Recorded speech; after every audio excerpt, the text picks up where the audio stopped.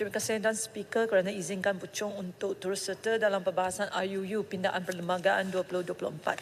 Tan Sri Speaker, hari ini adalah detik yang bersejarah kerana pindaan jadual kedua bahagian 2, 1B dan 1C akhirnya dibentangkan di Dewan Yang Mulia ini.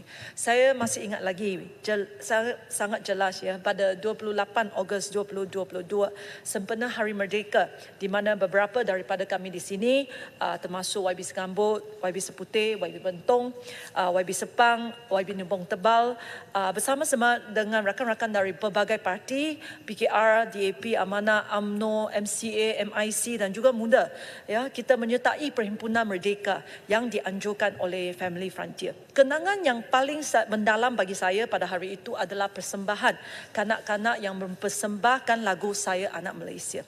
Sebenarnya kebanyakan mereka pada waktu itu masih bukan warga negara Malaysia. Walaupun ibu mereka adalah rakyat Malaysia, hanya kerana mereka dilahir di luar negara.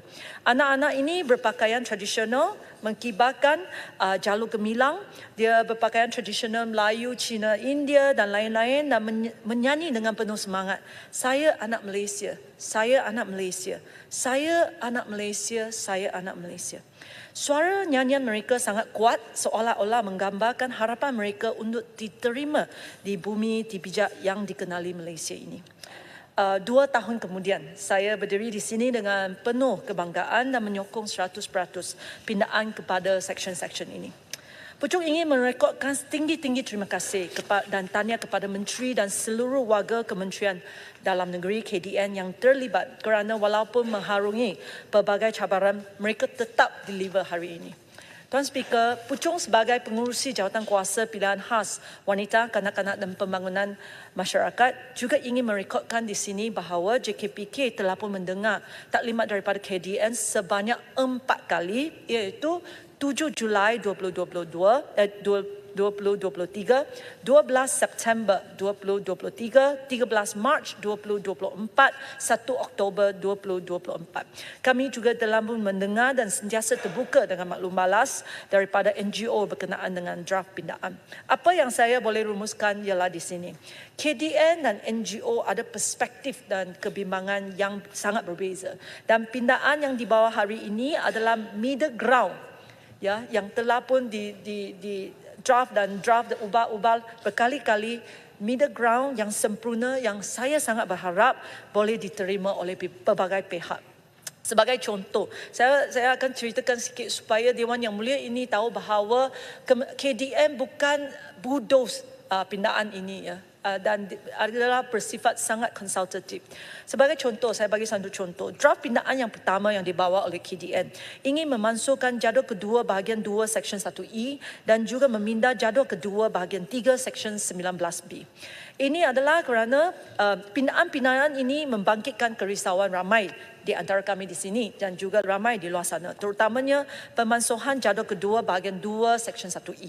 Ini adalah kerana pemansuhan Seksyen 1E akan merobohkan benteng terakhir yang melindungi kanak-kanak daripada statelessness in Malaysia.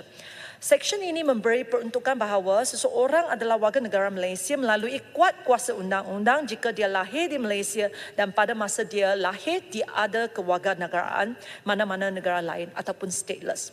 Selepas mendengar maklum balas kami, KDN kekalkan seksyen ini dan tidak masukkan dalam draft kedua.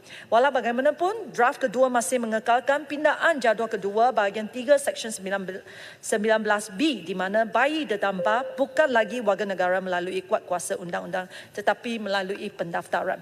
Selepas itu, KDN memperbaiki lagi draft RUU mereka. Dan RUU pindaan hari ini di mana pindaan yang dibawa oleh Seksyen 19B masih mengekalkan semangat yang sedia ada, di mana bayi yang dibuang oleh ibu bapa mereka akan terus dilindungi oleh Perlembagaan Persekutuan, iaitu mereka adalah warga negara Malaysia melalui kuat kuasa undang-undang.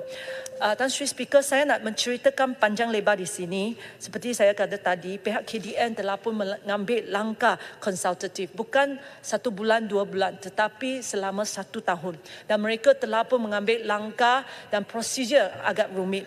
Oleh itu, saya rasa wajar YB di sini kita sokong pindaan ini. Kedua ialah saya juga ingin menarik perhatian Dewan Yang Mulia ini.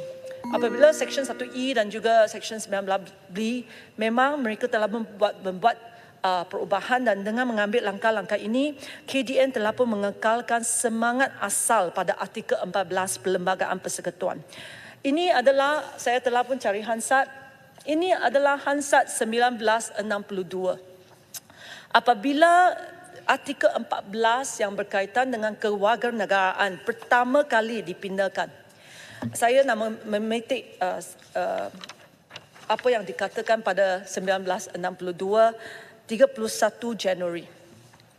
Now, the Deputy Minister has explained, and I do not wish to repeat it in detail, that the amendment to Clause 2 of this bill will not prejudice rights already acquired, nor will it operate so as to render a child stateless. It is obvious that the effect of this change in the Constitution does not affect anyone who is legitimately entitled to be a citizen, and that no one can be made stateless. This is provided for by Clause 1 of Article 14. Semangat no child shall be rendered stateless telah pun diuphold dan diangkat melalui pindaan perlembagaan ini. Oleh itu, dengan itu saya Puchong juga ingin cadangkan kerajaan melalui pindaan-pindaan yang ada, kerajaan untuk memberi Sabah dan Sarawak satu peruntukan tahunan yang tetap bagi tujuan mendaftarkan anak-anak orang asal di pendalaman. Begitu juga dengan anak-anak orang asli di Semenanjung. Jaguar perlu pastikan semua anak-anak yang dilahir di kampung orang asli didaftar. Tuan Speaker, pindaan perlembagaan ini juga meminda jadual 2 bahagian 2 Seksyen 1A di mana anak-anak kepada pasangan yang kedua-duanya ada IC merah iaitu PR tidak boleh mendapat warga negara melalui kuat kuasa undang-undang tetapi pendaftaran. Walaupun pindaan ini memberi kawalan yang lebih baik untuk mereka yang baru-baru sahaja berhijrah ke Malaysia, tetapi ia akan menjejaskan mereka yang telah pun, yang betul-betul rakyat Malaysia, yang betul-betul beberapa generasi di sini tetapi masih lagi IC merah akibat legasi keluarga. Dengan itu, Puchong juga ingin cadangkan kementerian untuk memberi satu peruntukan yang spesifik bagi bantuan guaman supaya kes-kes legasi ini boleh diselesaikan dengan secepat mungkin, kalau boleh masa menteri masih lagi menteri KDN untuk supaya tidak pass down lagi ke next generation. Kalau boleh Tan Sri Speaker bagi saya habiskan sikit sebab saya nak ceritakan sejarah dan panjang sangat YB cerita yang pendek. Tuan Speaker, semangat no child shall be rendered stateless ini bukan sahaja kerana perlu dikekalkan tetapi dipercepatkan, terutamanya bagi anak-anak yang sememangnya ibu atau bapanya ialah warga negara Malaysia, sama ada anak-anak ini adalah anak angkat ataupun anak yang lahir luar nikah. Kaedah spesifik perlu diadakan untuk kategori kanak-kanak supaya permohonan dan kelulusan boleh mudah dan dipendekkan kepada 6 bulan untuk anak biologi dan 1 tahun bagi anak angkat. Kes anak luar nikah sebenarnya sangat straightforward. Laporan DNA yang sah cukup untuk membuktikan bahawa seorang itu anak biologi kepada warga negara Malaysia. Dan saya sangat berharap bahawa satu perubahan boleh dibuat oleh KDN dan permohonan boleh dipermudahkan dan dipendekkan untuk golongan kategori ini.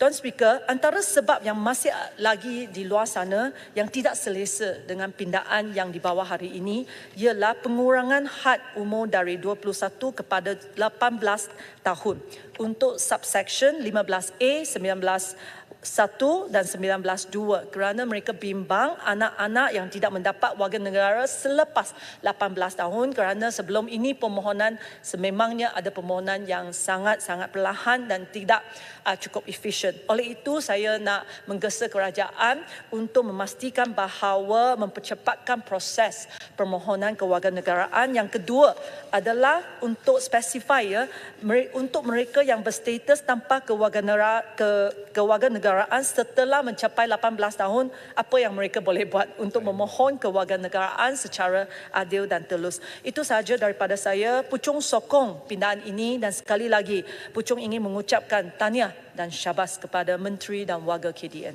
Terima kasih. Baik, terima kasih. Seterusnya saya jemput Sungai Petani. Terima kasih Tuan Yang